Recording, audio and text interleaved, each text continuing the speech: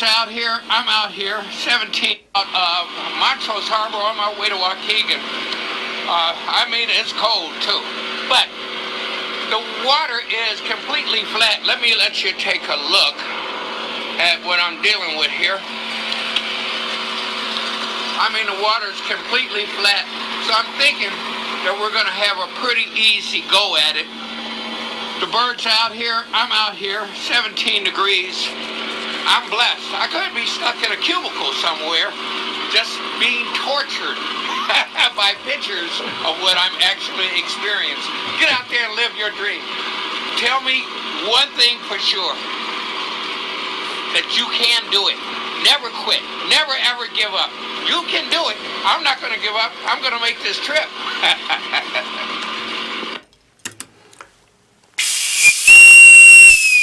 I know I'm not doing it right.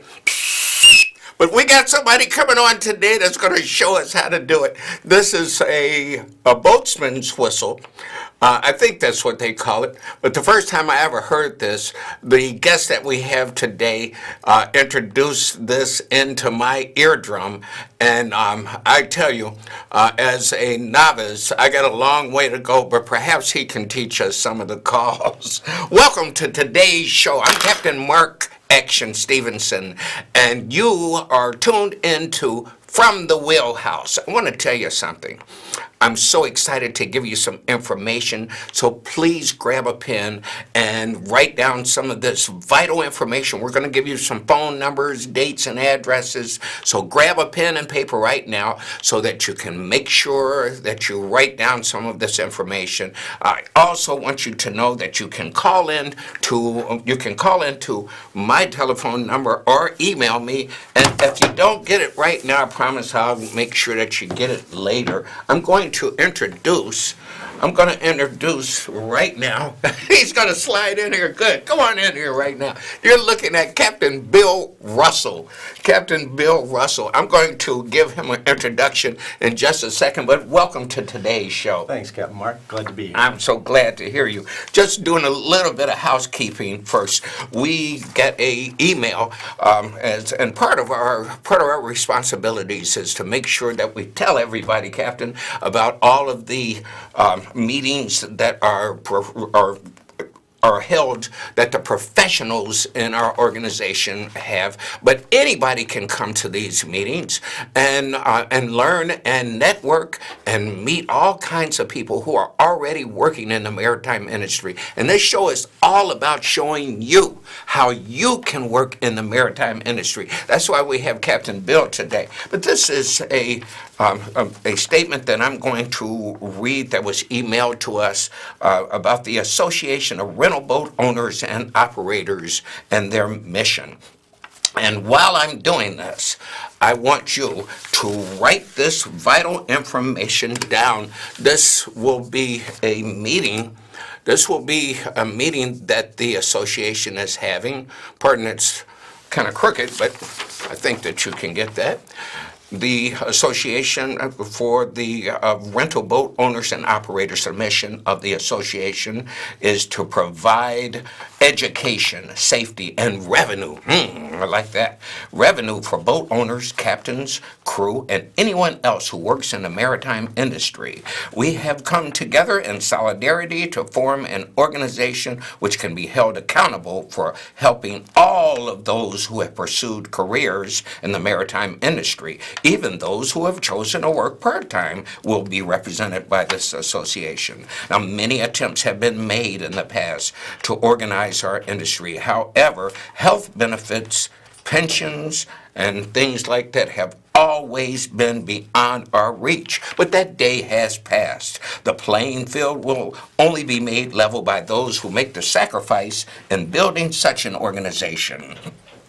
The regulations that we must follow have to be applied to everyone equally, and selective enforcement of the rules will no longer be accepted by our association. That's a mission statement, folks, of the Association of Rental Boat Owners and Operators. If you're interested in coming to a meeting and learning more about how you can get into the industry, trust me, we have dozens of people there that will be able to help and guide you into the industry. And this information is vital for you to share with all of your friends through social media as well. We'll be meeting on November the 21st at 7:05 p.m. sharply at the La Quinta Inn and Suites in the dining room area at 4900 South Lakeshore Drive. If you have any more questions about that, I want you to give me a call. And I'm going to show this again at the end of the show, but you can always contact shipmastermark@gmail.com, or you can just call me directly.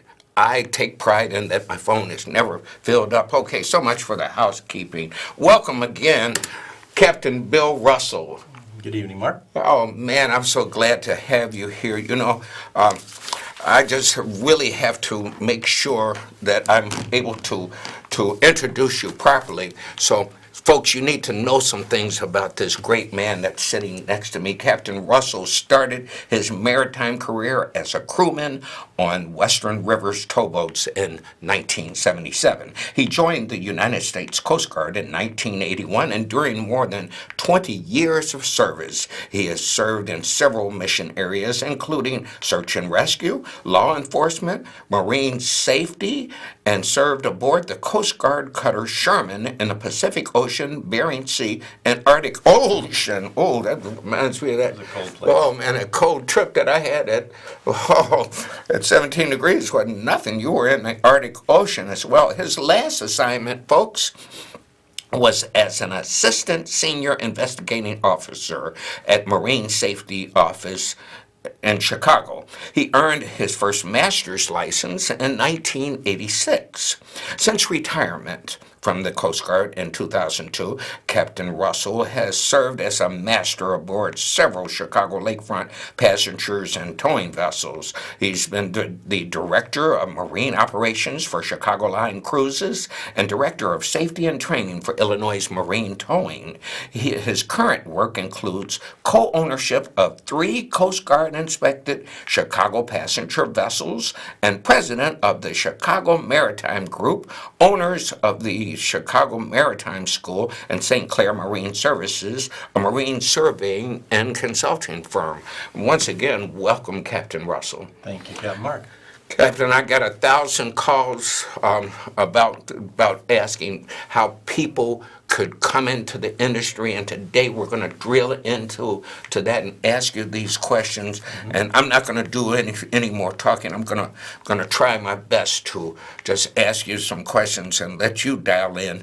But first, we have a bunch of rules and regulations that seem to be antiquated and prohibiting us. And I saw you on television doing an interview about the rules and regulations. What was that about? Fox News was doing a special on some of the challenges that mariners, boat owners have been facing these past couple of years with the Coast Guard's enforcement of what we call bareboat rental regulations. It's part of the Passenger Vessel Safety Act. Bareboat. Bareboat. Does that mean that you're naked? Sort of, like that's what the playpen's all about. Go out there and drink and get naked. But bareboat, spelled B-A-R-E, meaning that it comes without a crew. So it's basically a rental vessel, and the regulations were primarily designed for large vessels or ship owners to lease their vessels to people for long periods of time. Mm-hmm. But the common environment we have today with peer-to-peer sharing and the number of people that love to be out on the water in Chicago, it has become more of a short-term rental solution. Mm-hmm. So people just want to go out for a few hours, not for weeks. Right, just 3 or 4 hours. Wow. Well, are you doing some things to help update the rules? We have been. I'm working on a committee with you and Congressman Danny Davis and some other mariners in town to work on a process to get this accomplished, to maybe open up doors for other types of vessels, to have a smaller regime for inspection when they operate on shorter distances and close to shore with fewer people. You know, ever since I met you, I don't know how many years ago, but I think it was about 15 years ago, that from the very first day, you talked about opening doors for people to come into the industry. And so you ended up starting a school. I did. Oh my God, we're going to talk about your school. I want to, first ask you about your last job that you had with the Coast Guard. First, you were with the Coast Guard how many years? Almost 21. Almost 21 years. Oh my goodness. Active duty, and I'm a member of the auxiliary now, and I've just surpassed my 36th year with that organization. Wow, wow, that's Just a few. the auxiliary. What do they do? They're the volunteer arm of the Coast Guard, so they can assist the Coast Guard in all their missions except for law enforcement and military things. So the Coast Guard doesn't have a big enough budget to have everybody out there doing all the various things that the Coast Guard needs to do to enforce the regulations. So are you saying the Coast Guard Auxiliary helps out? They do with things like education, boating education, assistance with safety patrols. You know, Wow. the Coast Guard doesn't have enough resource for fireworks nights or other big events. Then the auxiliary folks volunteer, they train and qualify and take their Wow. own boats out. Well, the last job that you had for the Coast Guard was as an enforcer, I think. Well, it's what we call an enforcer. What did you call It it? was. Well, they referred to me as the Black Cat, I believe, and behind my back. You didn't make many friends, I huh? didn't, but I was always fair in the dealings. Sometimes unfortunate things happen at sea. We can't control Mother Nature, and sometimes our decisions are made quickly, and they result in damage or injury, and we'll have to deal with that after the fact. Well, I guess so, and we need to make sure that people are following the rules. So thank you for all of your service. Thank you for all the work that you've done. And then once you retired, going into the Coast Guard Auxiliary and still reaching out to help our industry. I can't thank you enough. Ladies and gentlemen, this is a live call-in interactive show. And if you have just joined us, our guest today is Captain Bill Russell, and he's going to tell us how you can come into the industry. First, though, we have a caller. Welcome to today's show from the Wheelhouse. And I think you probably have a call already or a question for Captain Russell, huh? Caller? I guess we lost our caller. Okay, so Captain Russell, the Chicago Maritime Academy, what is that about? And we don't sell anything here, ladies and gentlemen, but I want to tell you, you have to have some training in order to come into the business, or you're just another passenger that someone has to watch. Exactly right. So we call some people on the ship as the passengers, you know, when they don't contribute to, you know, the maneuvering of the vessel and the hard work that goes on. There you go.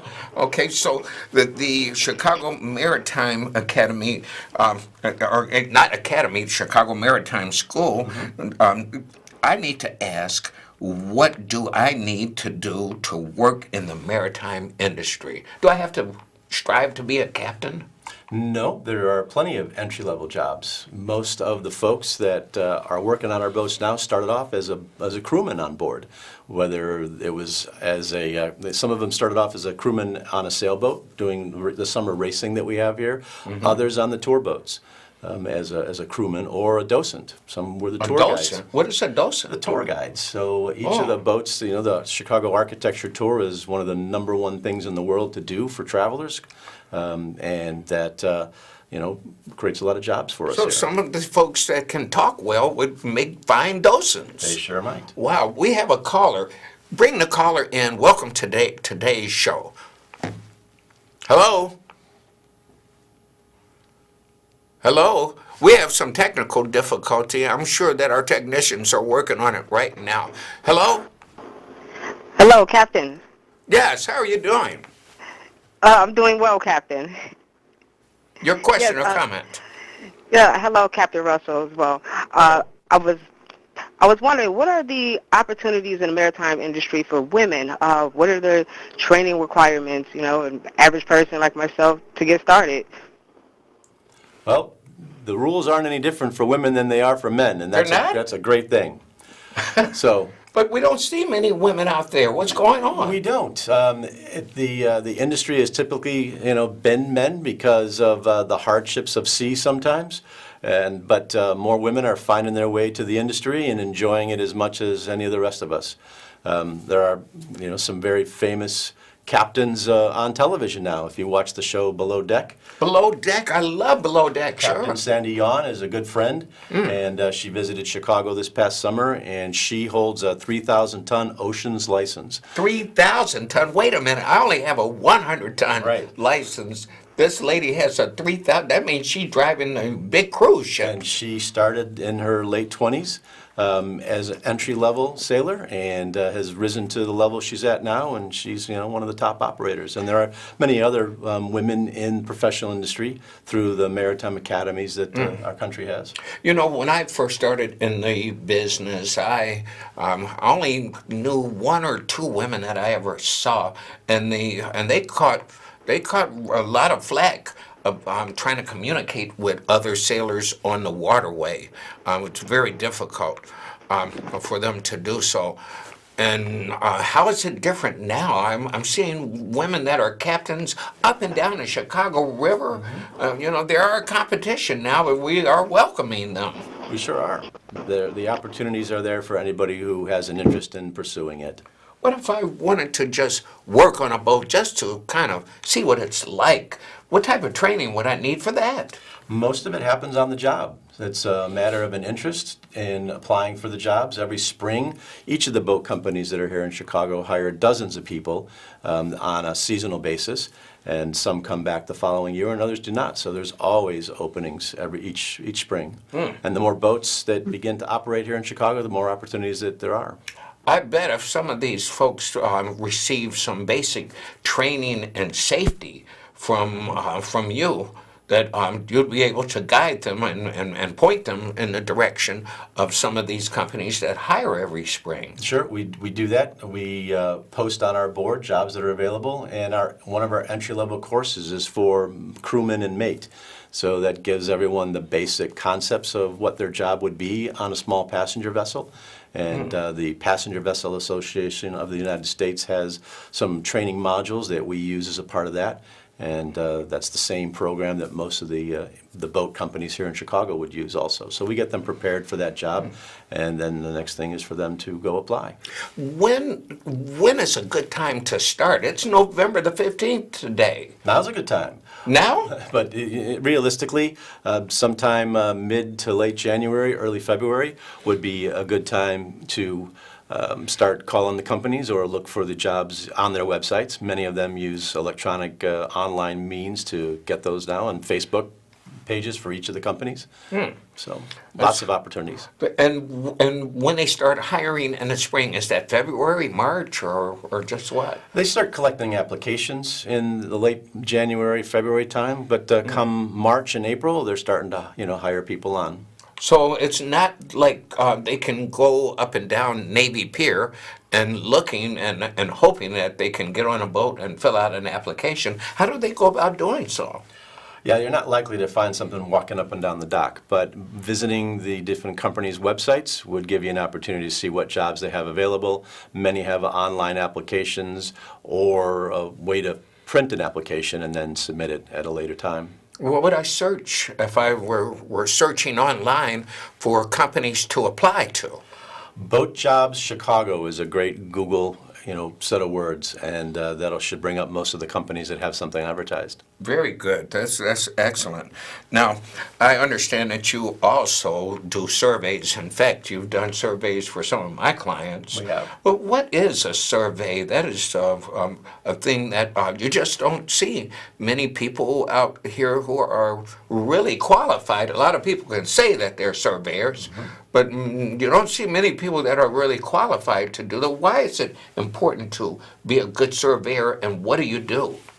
The surveys range from a cursory inspection of a boat to see what condition it's in. Cursory.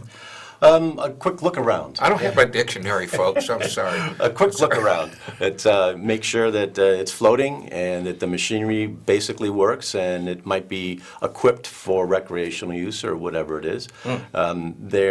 People have more in-depth inspections when they're buying a vessel. They don't know anything about it. So That's like buying a house. I bought a house recently, and I had to hire someone to come in and take a look and inspect the house. And do you know that I had a plumbing problem after I moved in, but because I had a licensed and insured inspector, they took care of that plumbing problem for me. Is that similar to what you do?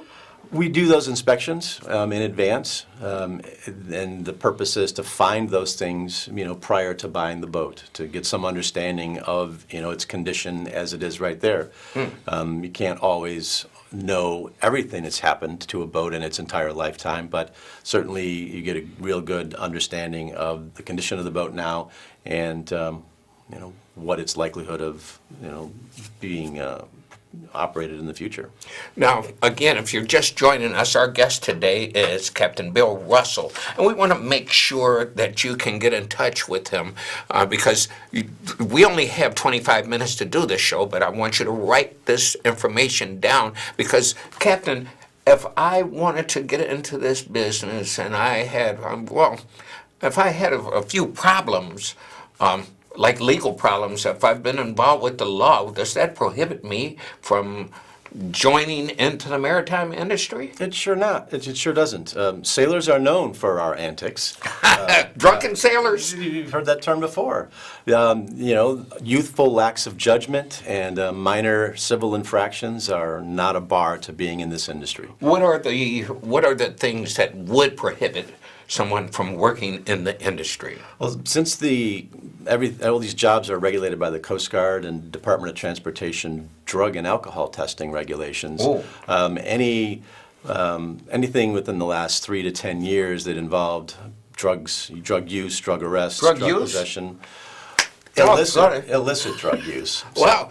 Marijuana's going to be legalized in January. Is that going to be okay? It's going to be okay for those who can use it, but the Coast Guard and other agencies have already come out and said that that is not going to have an impact on people that are licensed to operate buses, trains, planes, and boats. Well, we have to have a clear mind, that's for sure. And I've got enough problems. I don't need that one.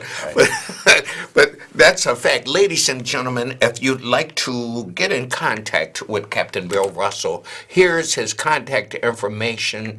You can visit his website, newcaptain.com, or call 773-454-0. I'm all jacked up here. 773-454-9004. And I want to make sure that the things that we talk about, that we also talk about the great Captain Bob Johnson, Robert Johnson. I understand. Now, he was one of my mentors. Matter of fact, he was probably my main mentor.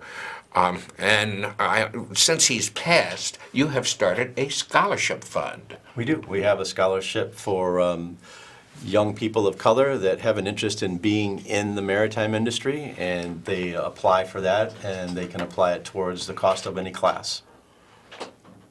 Okay, and they can apply for the scholarship through your website, right? Right. If they've signed up for a class, they have opportunities to apply for that. Here it is again, just in case you didn't get it. Got to make sure that you do that. Okay, make sure that you do that. And Captain Russell, I'm going to play with you for a minute because I want you to tell me about this and show us why is that a whistle that used on a vessel. This is a bosun's pipe. And the bosun's pipe was used to call the crew to different functions of the ship long before we had sound-powered phones and the 1MC, as we would call it, microphones and marine radios that fit in our ears. Yeah. They couldn't yell from one end of the ship to another, so the crew was called to order, called to sweepers, called to lunch, put to bed and woken up in the morning with the tones of the bosun's pipe. Now you also blow that at our ceremonies, like the Christmas tree ship. I do. You run the crew, the detail of men and women that come out to greet the Christmas tree ship when they bring in these Christmas trees to give out to families in need. Right, that's our Merchant Mariner Marine Honors Unit. Okay, very good, very good. I know that that's my whistle, but wait a minute. I want you to give us one whistle. I know it's my whistle, but I want you to give us a sound off of this bad thing. Well, we'll give it a try. I'm not sure if it'll work. This is too beautiful an instrument to actually make noise. It's decorative. In order for it to give its proper tone, the P, which is the space over the top, has to be filed down and ground and mashed and hit, and then you fill the corners with beeswax so that the air moves across the P at the right speed. No wonder mine doesn't work. Yeah, I've been trying and trying. But we'll give it a try. Go ahead, give it a shot.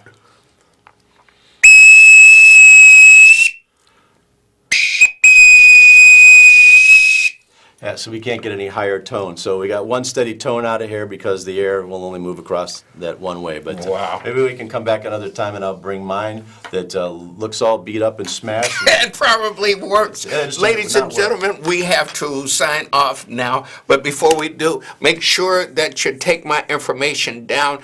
Be sure to give me an email or give me a phone call if you'd like to get in touch with Captain Russell. I can get you in touch with him, tell you more about him. Make sure that you get that information down. I want to thank you again, Captain, for coming on today's show. My pleasure. I Thank you very cannot much. thank you enough. I know that the show just flies by, but you It does. It goes by really really gave us fast. some great information. Folks, if you pleasure. want to join the maritime industry, now's the time to do it. You just heard it from Captain Bill Russell. And I want you to know I'll see you next week. We're going to have Congressman Danny Davis as our guest on next week's show, and we're going to talk about changing some of those rules that govern our industry. Until next week, I'll see you then. Mama, get the coffee ready because the kid, he's on his way.